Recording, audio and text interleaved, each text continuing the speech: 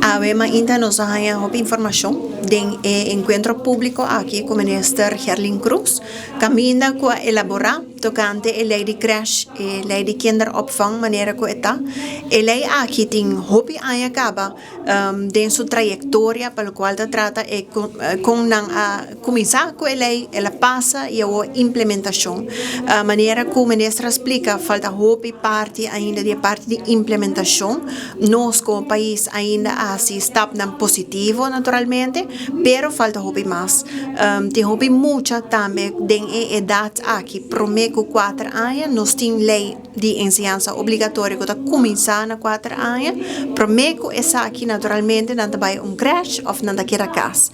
Importante tá que durante o período aqui é muito não meses por cima coisa básico, como tá comunicar, seja no papiamento ou no idioma materno, pero meses por cima comunicar na maneira que não pode compreender para hora que vai escola é também mais fácil.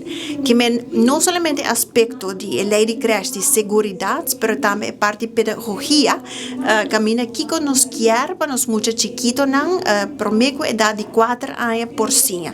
Naturalmente agora que não falta parte não de lei para o qual se trata para a implementação é um momento seguro tanto para o ministro, pero nós também como de parlamento para o aqui que lo por melhorar essa aqui. O governo aqui a vinco ideia também para dar maior na mês subsídio para o creche. Nós saco tem diferentes entidades não privadas, pode ser negócio não também que ajuda não trabalhador não paga subsídio, então essa aqui também é algo que não está mirando dentro o com e para a realidade.